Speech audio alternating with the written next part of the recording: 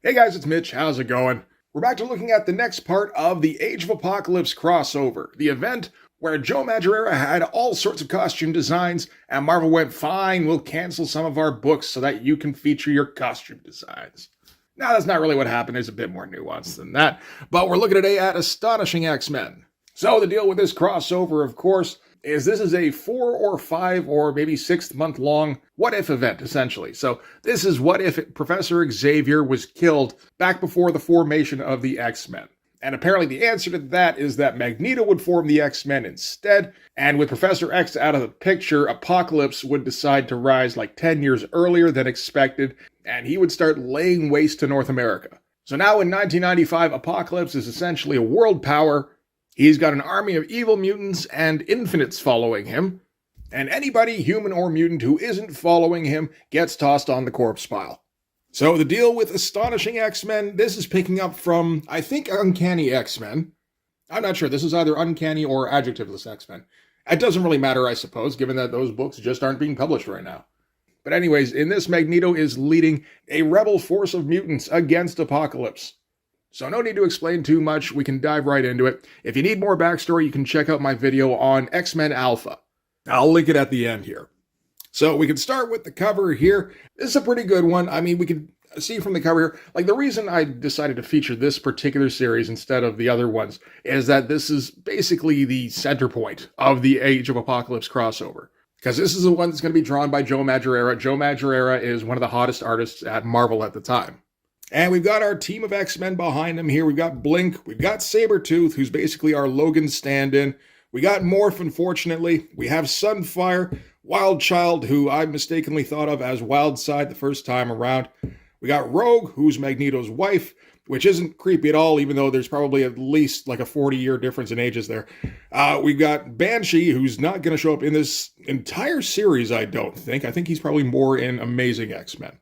We've also got Iceman, and we've got Storm. Again, they don't feature too much either. So, I mean, this is one of the big draws in this series, is how are the teams going to change? You know, like, is the memberships going to change? We're going to get different players on it.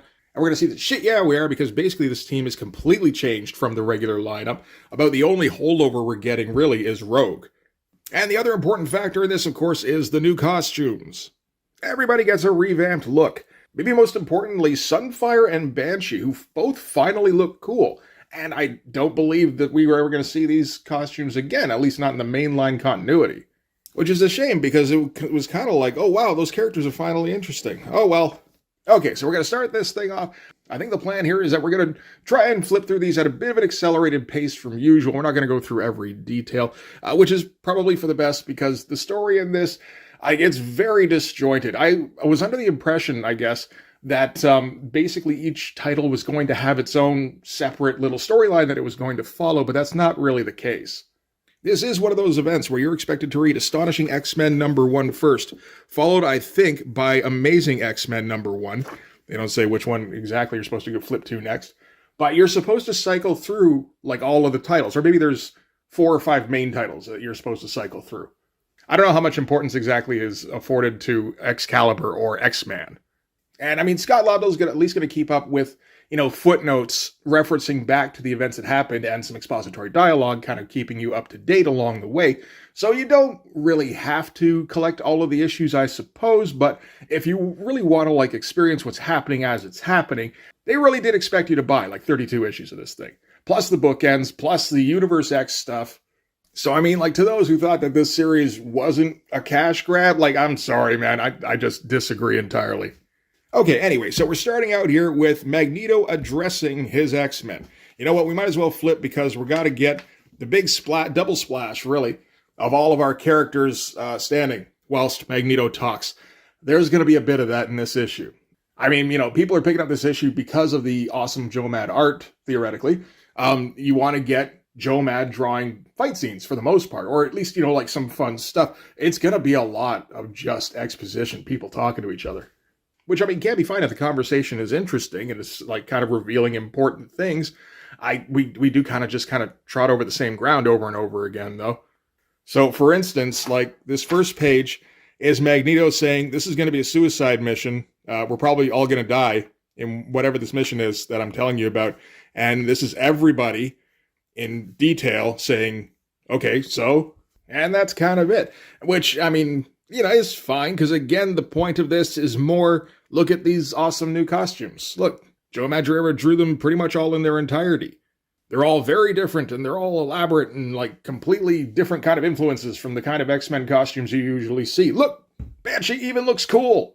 I don't know how he possibly glides on those wing things, but doesn't really matter. Again, the coolness factor's through the roof. And so yes, everybody here is super serious, and they're all, full of determination and shit, except for Morph, who has to stand in the corner and make jokes constantly. Which, I guess some people dig, but goddamn did I find it annoying. In isolation, standing behind Sabretooth while he gives his gritty kind of, I don't care what happens to me so long as I go out swinging kind of speech. And, he's just kind of mocking him and making tss, tss kind of noises. Again, in isolation, I think that, yeah, that's funny. But in context, it just feels like we're not sure what tone we're going for. And there's going to be more evidence of that as we keep going, I think. But anyway, the reason Magneto is so shook up is that he's kind of inadvertently mind-melded with Bishop and seen his memories of, a completely different timeline. Bishop is the one man who's displaced out of time. So he knows Xavier wasn't supposed to die and that he was supposed to go on and form the X-Men. He knows that Magneto himself was, at least in the original timeline, was meant to become a villain and eventually get turned into a baby. Let's not forget about that. And this has him kind of reconsidering things because, at first his only goal was just to destroy Apocalypse. And then, if there's any kind of civilization left in North America or the world, who knows, then you start worrying about rebuilding. But first you have to get rid of the destructive force. Now he's thinking about seeing if there's a way to restore the timeline somehow. Although it doesn't really come across as clear how he's really going to do that. So he really is just going to kind of go back to trying to smash Apocalypse's things. So in the middle of their serious discussion, a portal suddenly opens and Blink comes flying through. She was a character who would all of a sudden get quite a bit of popularity just because she was so heavily featured in this series. And it turns out her and Sunfire were fighting against some of Apocalypse's Infinites, which are GMO shock troopers. And again, we get some dialogue from Scott Lobdell that I think some people like. I don't. I find it extremely irritating. Where, again, the situation's kind of serious. And you'd think probably Blink is in some trouble. Nightcrawler teleports over and he's like, what the fuck is going on? You can't teleport right to the stronghold. You'll lead Apocalypse's people right here. And Blink says, yeah, well, me and Sunfire kind of had other priorities at the moment. I decided to vamoose. Nightcrawler says, Shiro, what happened to Sunfire? And Blink says, relax, Blue, he should be along any minute, as in incoming. Followed by Sunfire bursting through the portal and, incinerating everything in his path by the look of it. I don't know, just something about, the try-hard quips. If it was just every once in a while, I don't think I'd have too much of a problem with it, really. You just kind of roll your eyes and move on. It's just that it comes in so many times per issue, where everyone has to try and get a quip in. Or worse, they got to do a run-on quip, where Scott Lobdell has, half a quip, so then they just kind of mutter additional sub-quips under their breath for, the next 3 or 4 word balloons. So anyway, Sunfire's power is kind of raging out of control, so Magneto pulls up, I guess, the insulation from the floor and, forms a big old magnetic hand and kind of smothers Sunfire with it. And at the same time, Iceman is going to kind of cool him down as well. This is our first time we're getting a really cool shot, I'd say, in this comic, which is a little surprising. I guess we did get the double page spread here, but we got something kind of similar in X-Men Alpha as well. So I feel like the impact kind of got lessened a little bit here. And again, they're not doing anything super dynamic. They are just standing around and talking. So a little bit surprising maybe that it took this long to get a cool shot. It is quite a good one though, at least. And at least Joe Mad is putting in some dramatic lighting and some extra detail on just all the little bits that have been cobbled together on this kind of pseudo hand. It does end up looking kind of awesome. Joe Mad's art in this is going to be quite a bit less detailed than I remembered, honestly. It's interesting because I remember seeing one of the first Joe Mad stories that he put out in one of the Marvel Comics Presents issues that had Sam Keith's Blood Hungry storyline. And in that, he was a straight Art Adams clone. So piling as much detail as possible onto the page. And I think about where he would go after this when he was doing Battle Chasers. And it was a different feel, obviously. It was much more manga influenced. But he still went very heavy on the detail. So I imagine that's where his inclination is to go. The problem, of course, is that he's drawing on a monthly schedule here, which means you're not going to have the time to throw in extra detail or to come up with particularly interesting pages a lot of the time. Like every once in a while, yeah, like something will come to him pretty quick, I think. But for the most part, he is stuck just kind of coming up with a basic version of a page and then having to move on pretty quick because he's not a particularly fast penciler. Anyway, so the thing that Sunfire and Blink were fighting, it turns out this is one of the prelates. I think this is one of the guys who was one of the acolytes. I remember from back in X-Men #1, I think. Don't remember his name, and they don't name him here, so I guess it's not important. So he's about to smash Blink. Blink does her Blink thing after a whole bunch of talking about how he's going to smash Blink. And she just, blinks him out. But not before we get some silly over-the-top dialogue from the prelate going, "Blink, your eye glowing. No, you're closing the portal? But what happens to me?" Again, I think this is down to Marvel method plotting and scripting. Since there isn't like a full script where Scott Lobdell is telling Joe Mad, what to put in every panel, Joe Mad wants to draw like a before and after of the prelate here reacting and then blinking out. So, Scott Lobdell has to fill it out with just like operatic levels of overacting. So, anyway, Sunfire's calmed down enough now where he can explain what he and Blink were doing, which was that they were investigating recent cullings in Seattle. And cullings aren't supposed to be happening on Apocalypse's turf anymore due to negotiations with the UN, I believe. But he's confirming now that the cullings are starting again in earnest. And they're being carried out personally by his son, which is Holocaust. So from there, naturally, we have to cut to Apocalypse's headquarters, which is centered in New York, in Manhattan specifically. That is certainly a very weirdly designed building. And one of Apocalypse's lieutenants is approaching. This is Rex. And I guess Apocalypse he's got some incense going, which in this case is piles of human bones. So this is Apocalypse's idea of a spa day. And Rex is basically reporting about, he's trying to report how the prelate, his name is Delgado, it's right there somewhere. There it is. Teleported to the X-Men's location. Again, Apocalypse already seems to know this, so he doesn't need to report anything. But, we got to have some exposition regardless.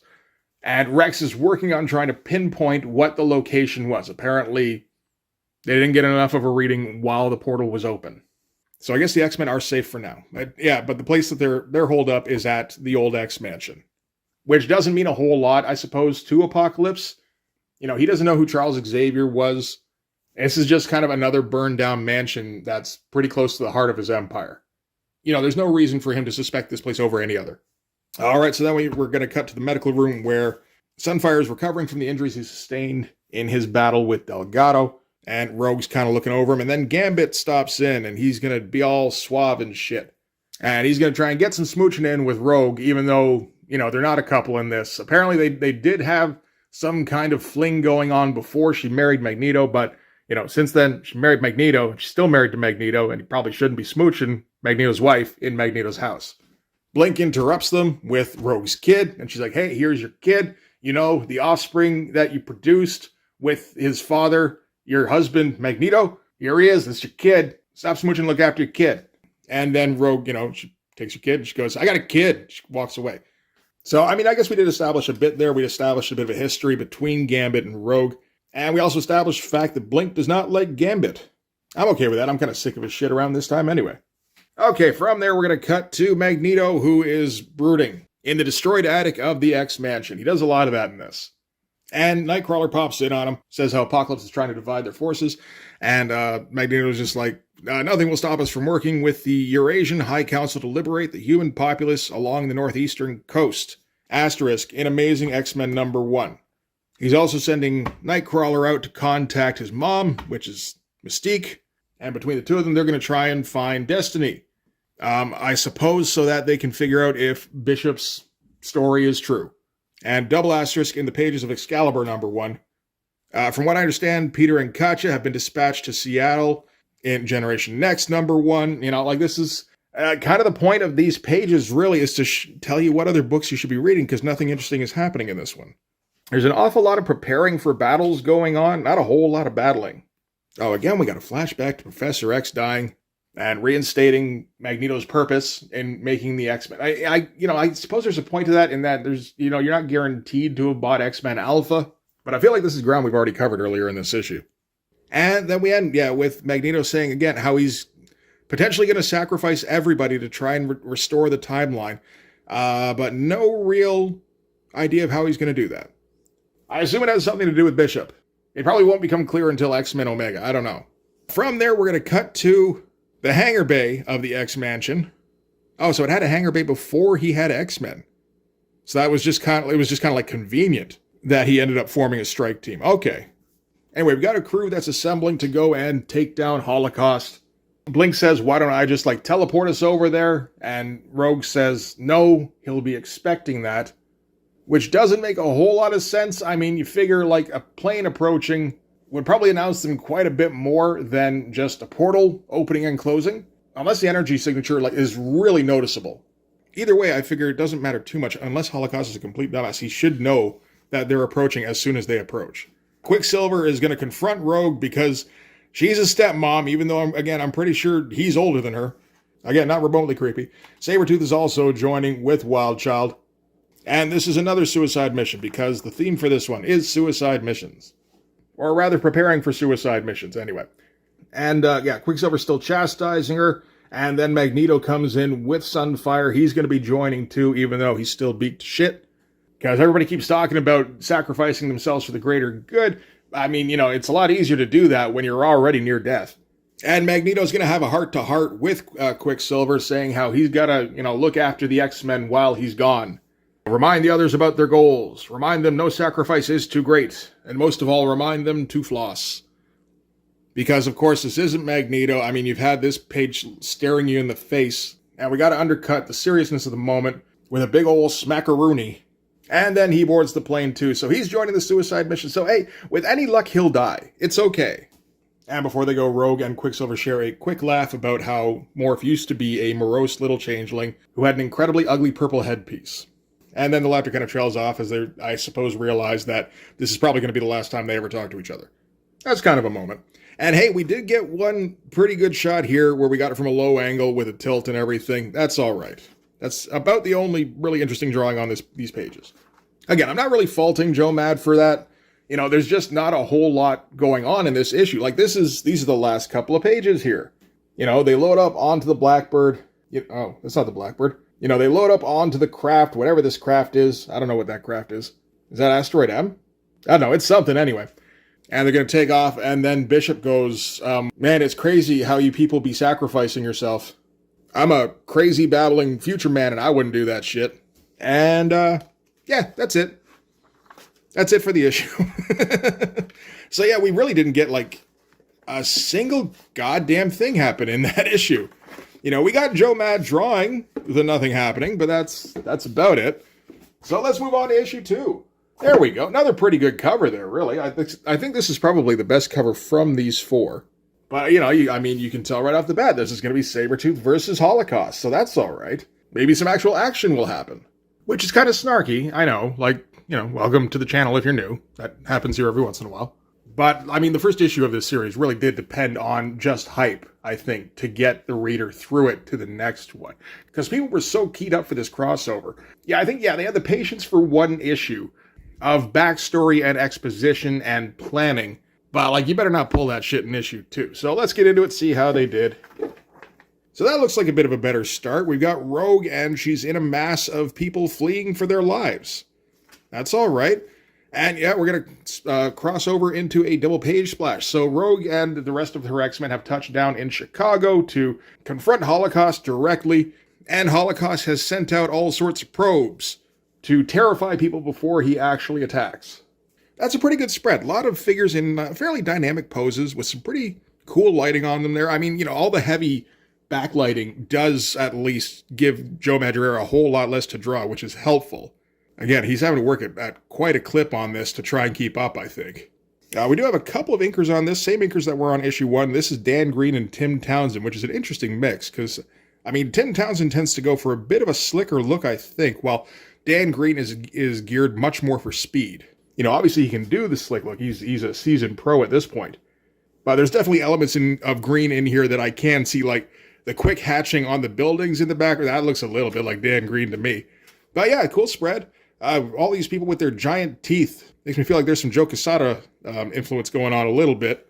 And in the middle of the screaming masses, Sunfire's agoraphobia kicks in, and he can't handle all these fucking people. So he bursts into flame, and he's going to go straight for Holocaust, even though, Holocaust isn't there. Those are just his drones, and I don't think Holocaust flies at all. So he's just going to go incinerating drones. I don't mind, though, because, we are getting some cooler shots. Like, this is a great shot here of him busting out of his robes, because, everybody's, in disguise right now. Rogue's got her Jedi robes on. You can see Sabretooth off to the side here. Same thing. But again, Sunfire has kind of lost control. He does that a lot in this too. And Rogue has to go and reel him in. Which does answer the question of, does Rogue fly in this version? Which she does. And I think she's got the super strength. So I guess in this reality, Rogue also permanently drained Ms. Marvel's powers. That's not mentioned at all. So I don't know. It feels a little bit like we're just kind of forgetting that part. We're maybe hoping people don't think too hard about that. Unless it gets mentioned somewhere else, because it wasn't mentioned in this particular series. So yeah, anyway, she's going to fly up and drain Sunfire's powers, and naturally she gets his memories, and the memory she has is of Apocalypse basically exterminating Japan while Sunfire watches, and then attempting to drown him in blood by the looks of it. Not a bad little sequence. And then they fall out of the sky. Morph has to stop them from hurting themselves when they fall. And Sunfire's all shameful, because nobody's supposed to know about his past. And apparently when Sunfire doesn't have his powers going, he is a charred up husk, which seems, I don't know how that would have happened, really. Particularly when, his whole thing is that he got drowned in blood. Explain how he got away from getting drowned in blood either. Anyway, doesn't matter, we're moving on. We're back in Westchester, we're back at the X-Mansion, where once again, Magneto is brooding in the X-Mansion. And Bishop finds him, and he's like, yo, why you brooding up here while all of your X-Men are finally doing something? And Magneto's like, I'm hanging with my kid because, we're probably all going to die soon, including him. So why don't you just let me do that, asshole? And Bishop walks away, being like, I am an asshole.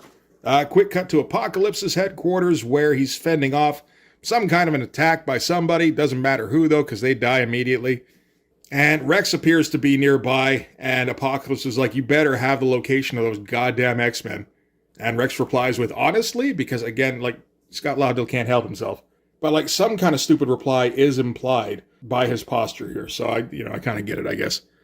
Again, this is kind of the thing, is that with the Marvel method, Joe Madureira seems to want to turn this down kind of a humorous route, at least at times, or there's times where he really wants to do kind of a silly drawing.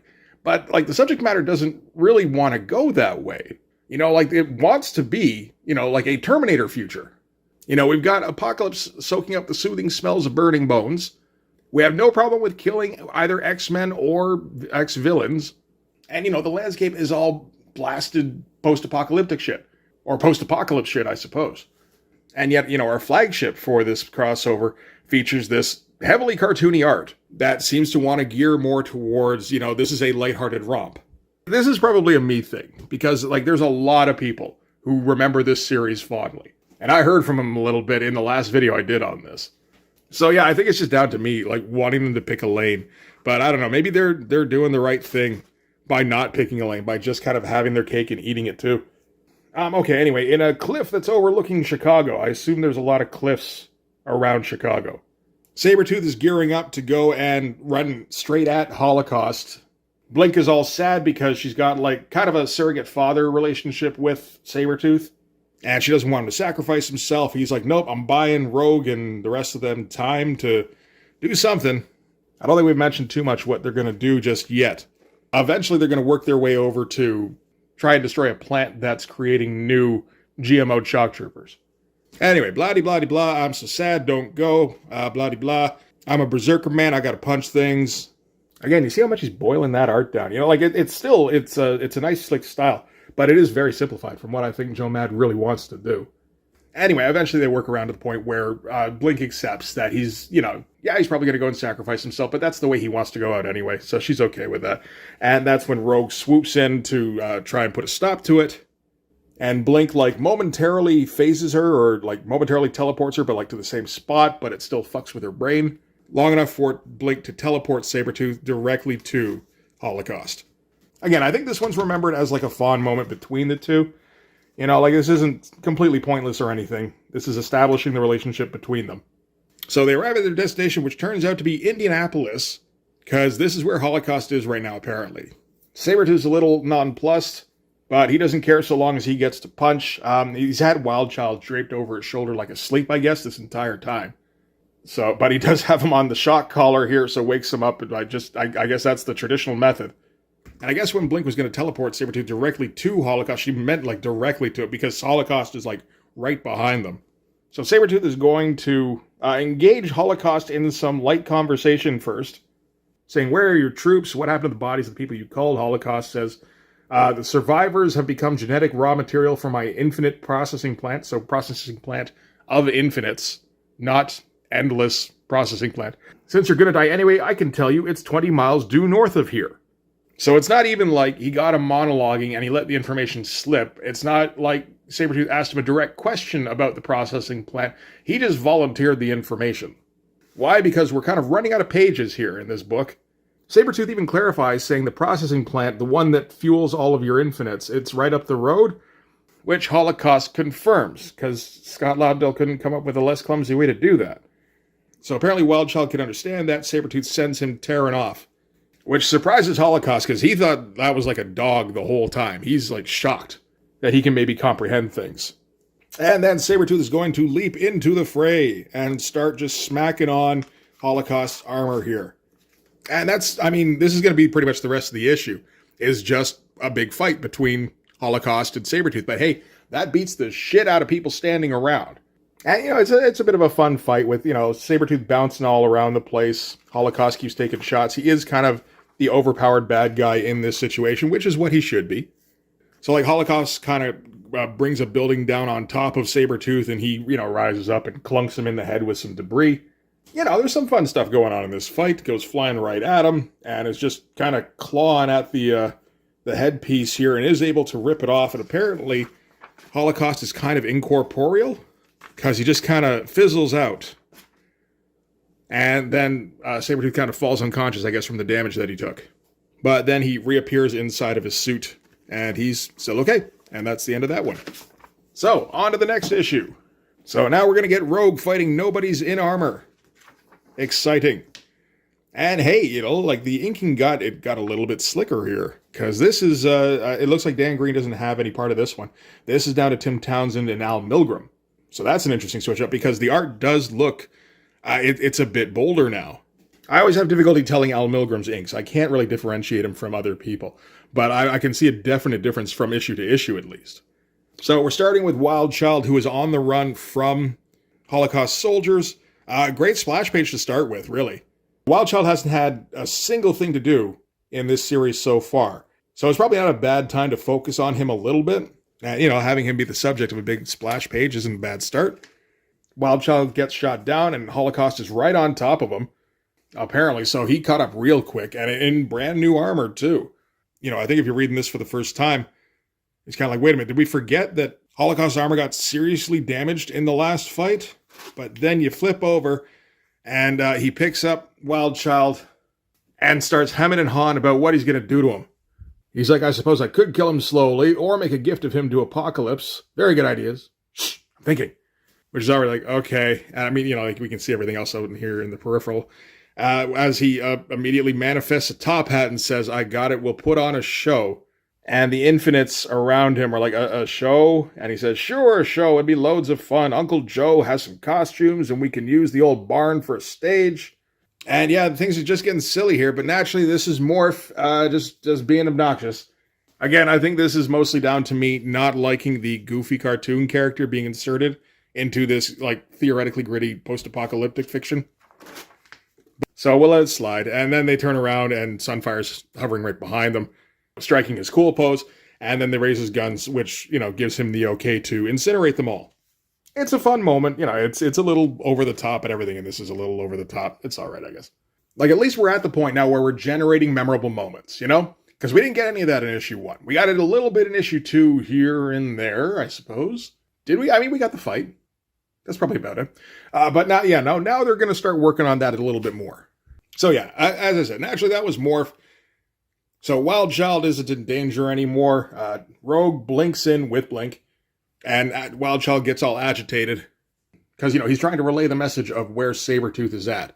But he can't talk or anything, so that's a little bit problematic. So instead, he grabs Rogue's head and licks her.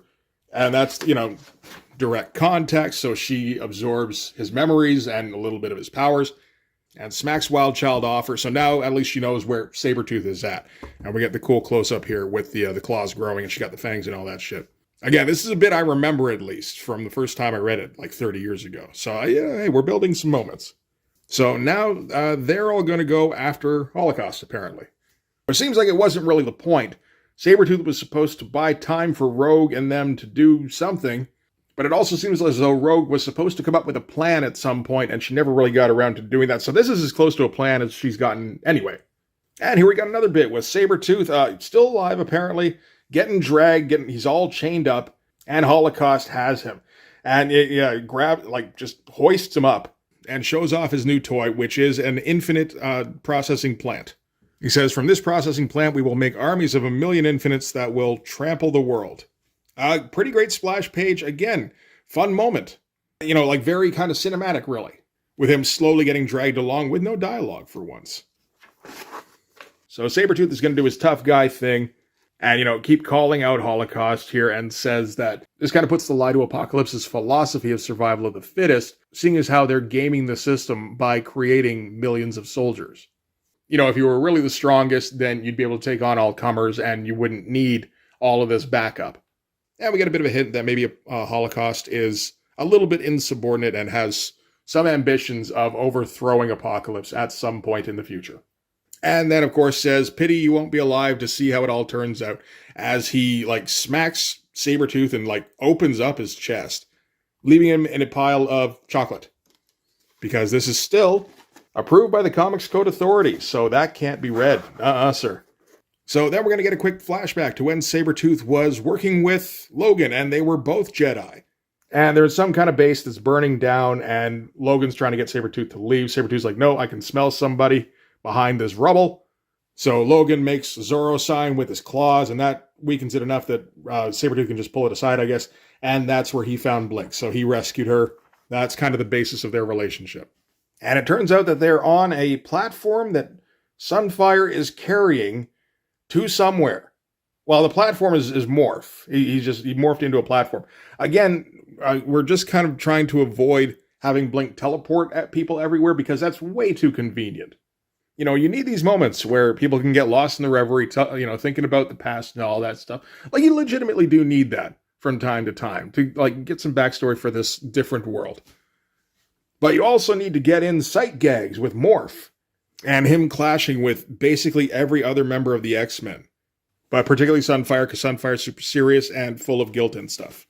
About how, everybody he ever loved was murdered in front of him, and now he's just, consumed with revenge. So it's totally appropriate for Morph to be cracking jokes at all fucking times.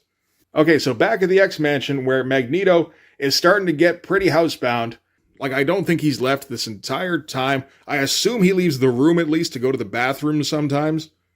But, all the evidence says he has stayed in this room since the X-Men left. So I don't know, maybe he's got a bucket or something. And now he's yelling at Bishop because Bishop apparently has Magneto in his sights, although this seems to be more of an exercise that Magneto is running to see if Bishop can willfully pull the trigger when he has somebody at his mercy. And Bishop's having difficulty with that because he's an X-Men. Even though he's a brain-scrambled future X-Men, and this timeline essentially shouldn't exist, so these people are all going to get wiped out anyway. He should have as little difficulty killing anybody in this timeline as he possibly could with anybody. But he's still having, moral doubts and shit.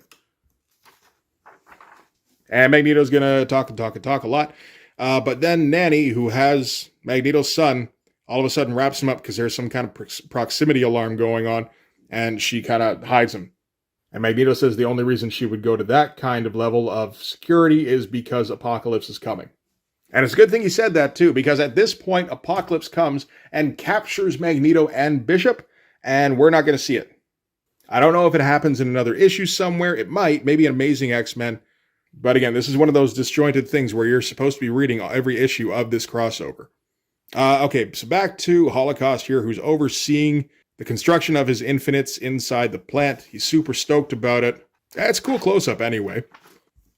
A lot of ads.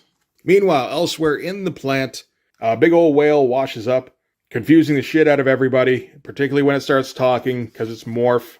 And this is apparently how the X-Men do surprise attacks in this timeline, is they get Morph to turn into a whale. Nobody will ever expect a whale could be X-Men. I mean, I guess that's true. And we're going to completely ignore the fact that there should be no teeth here. I mean, I guess it would be difficult if, he opened his mouth to release the X-Men, and then it's, I can't get through the baleen. We already don't have time to waste on this. So yeah, mouthful of teeth, sure. And they, take care of them in very short order while Morph continually makes little quips in the background. And they're sneaking through the plant, and they hide behind Morph, who turned himself into a brick wall, which is a fun visual. It's kind of silly in that nobody notices that in this high-tech facility, all of a sudden a brick wall just appeared where it had never been there before, but whatever, doesn't matter. Again, fun visual. And then Blink notices Victor and blinks out. And we get undoubtedly the most memorable shot of the Astonishing X-Men miniseries, I think. Like, it's a really great splash. This is definitely the best page that we've gotten in this entire run. Very memorable image, great lighting, great composition too. Like, everybody's framed properly. It works great as an ending sting. It could also work as a cover. It could be a poster. You can use this to sell ads. This is as perfect an image as you can get for this crossover. All right, so now we're on to issue 4. So what has happened so far, really? Like, if you think about it, not a whole hell of a lot. The X-Men teleported to Chicago and didn't do much there. Sabretooth got in a fight with Holocaust and got his ass beat and eventually murdered. And then the X-Men came to see that he was murdered. And that's it. That's 3 issues. It's a 4-issue series. It's a little tough to get, like, a particularly complicated storyline in 4 issues, I think. Particularly when Joe Mad's, plotting these pages, and he keeps insisting on throwing all this goofy shit in there. But, I'm pretty sure, like, Weapon X probably had a slightly more intricate plot with Larry Hama working on the script there. I probably should have covered that one. Anyway, let's look at issue 4. Another good cover. Honestly, all the covers on this are pretty goddamn solid. This is, I think, probably the most memorable one, at least. Maybe the first one is kind of up there as well. Not as fun a drawing, maybe, as issue 2. So we're going to start out again with another splash page. We've had a splash in every issue so far, haven't we? I guess with a different character each time, it feels like. What did we get in issue 1? I don't even remember now. Oh, issue 1 was Magneto, kind of. Issue 2 was Rogue.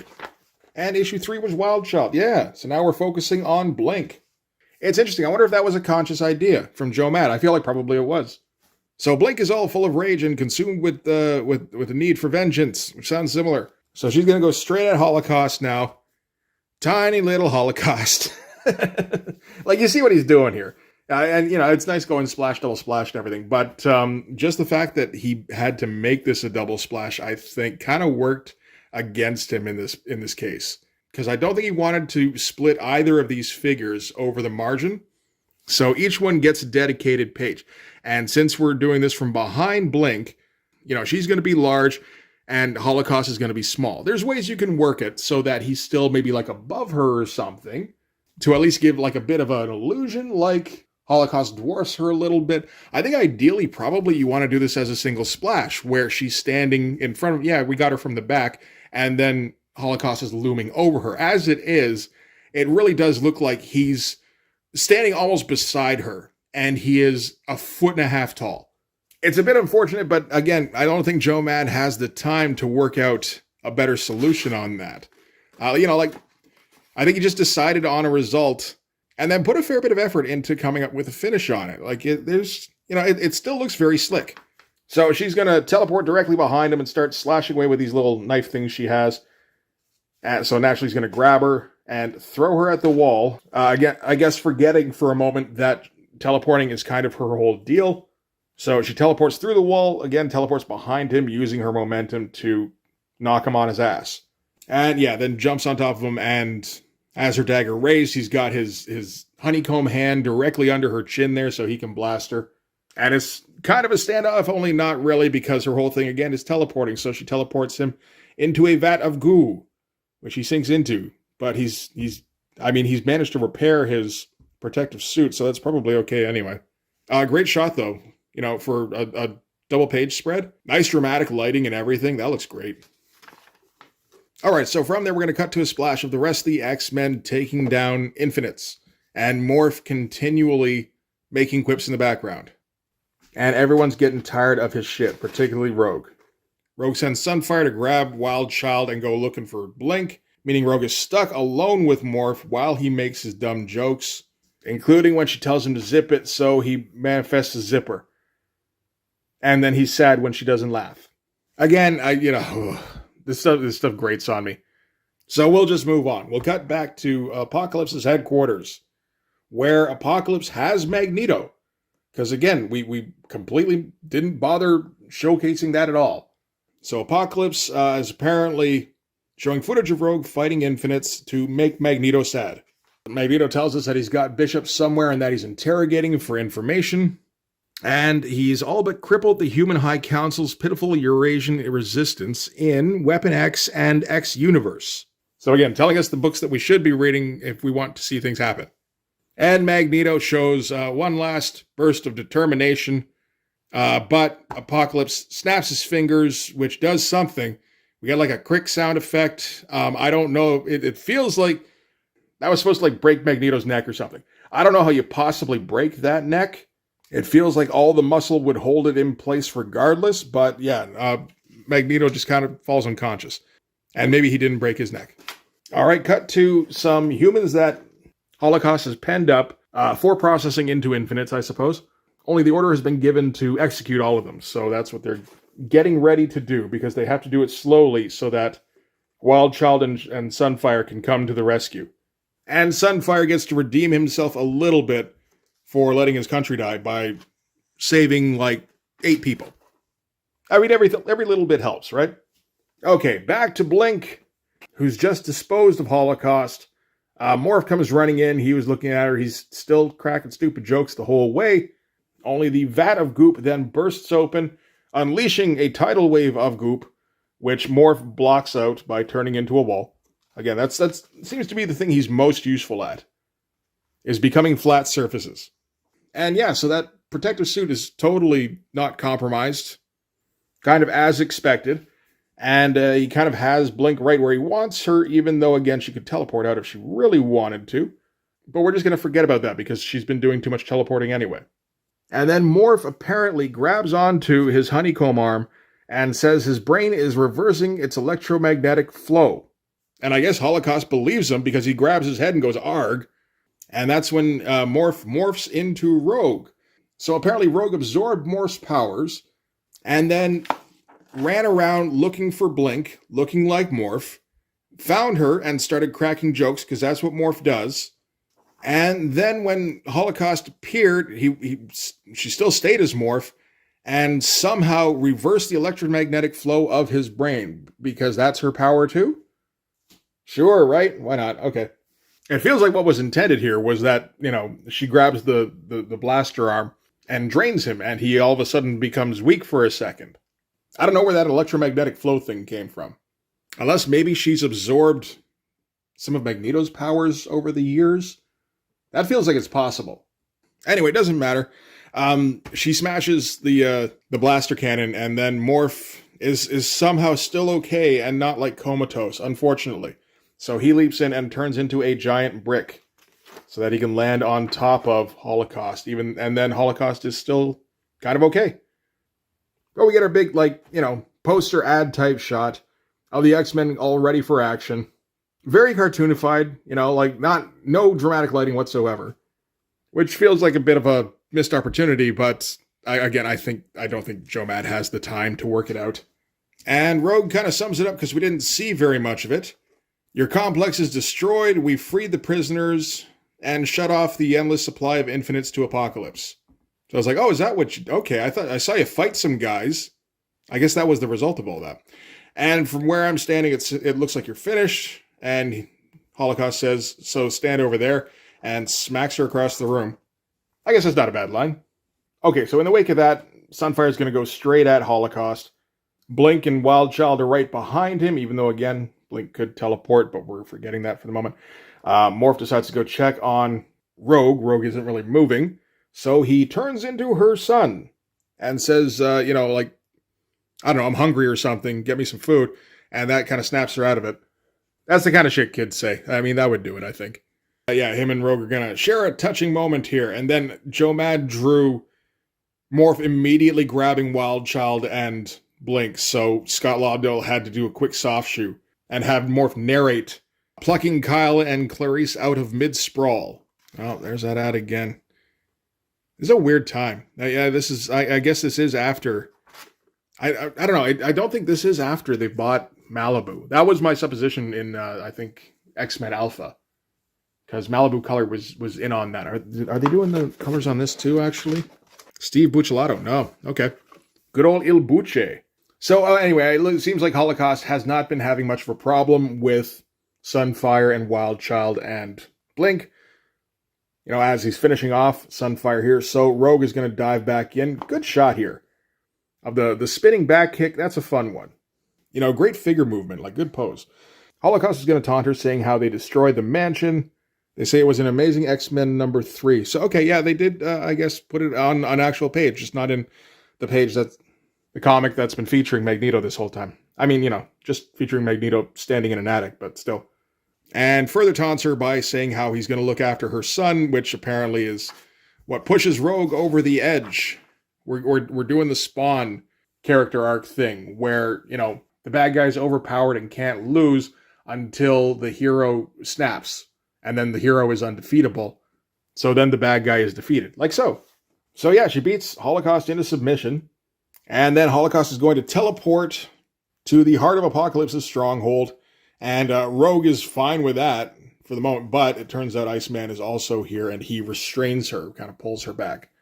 And Sabretooth is also behind her. So he's not as dead as he looked. He looked pretty goddamn dead. So you get a nice little tiny reunion shot with Sabretooth and Blink. And we're going to get our very dramatic shot of the X-Men getting ready to take it to Apocalypse. And of course we have to end with Morph doing the extended quip sequence as he trails off into oblivion. But, you know, great shot to end on. Absolutely awesome lighting. I feel like this is a shot that Joe Mad was maybe thinking about for a little while. You know, this almost feels like sketchbook material. Like when they first said, okay, come up with some ideas for what you want to do in this crossover. And then I feel like this was one of the early ones that got put out there. So anyway, that is going to do it for Astonishing X-Men. It feels like that entire miniseries is kind of skippable. Like this could have been summed up in X-Men Omega as, you know, Rogue and a bunch of the X-Men fought Holocaust. We laid a little bit of groundwork at least. We established why they need to fight Holocaust. We established why they're fighting. We established their backstories and all of that. But in terms of actual plot, like, no, man, nothing happened in that. So, I mean, at least we got the Joe Mad art to look at throughout it. And, it, you know, it's pretty good. It's not Joe Mad going at 100% because he can't. You know, he doesn't have the time to work the pages out the way he wanted to. We've seen the kind of schedule Joe Mad would keep if left to his own devices. And it takes years to get an issue out. So, again, understandable that this is a bit watered down in terms of the level of detail versus what Joe Mad would undoubtedly like to put in there. Or how dynamic the page designs are, or how dynamic the poses, or the lighting, that kind of thing. Didn't have time for any of that. So honestly, not really as good as I remembered. It's, I guess, fun. Like, it's okay. It's like a popcorn movie, you know? Where you just kind of disengage your brain and watch the explosions happen. So, I mean, from here, we could jump ahead to X-Men Omega. Although, I feel like we probably should check in on at least one of the other series as well. I do have all of Generation Next. I've only got like an issue or two of the other series. Like, man, there's a lot of comics in this crossover to buy. I didn't get them all. But I mean, based on the comments to the X-Men Alpha video, Generation Next was one that a lot of people got into. And I'm a Chris Bacalo fan. It is another one that's written by Scott Lobdell, unfortunately. But I don't think I would care because I'm a much bigger fan of Chris Bacalo than I am of Joe Madureira. So I think maybe we'll take a look at that before we look at X-Men Omega. I don't know. Let me know what you guys think in the comments. For this one, though, that is going to do it. So thanks very much for watching, guys. If you made it this far, don't forget to hit like, hit subscribe if you haven't already. If you're watching on mobile, you can hit hype as well. No complaints from me. About now, you should be getting a link to the Patreon coming up. You can check that out if you want. And if you subscribe there, that gives you access to everything I do. So all sorts of videos, all sorts of Blood Force comics, as well as weekly updates. Or if you just want the updates, you can just become a member. You can do that too. But anyway, yeah, that's going to do it. Thanks again for watching, guys. I will see you in the next one. Bye-bye.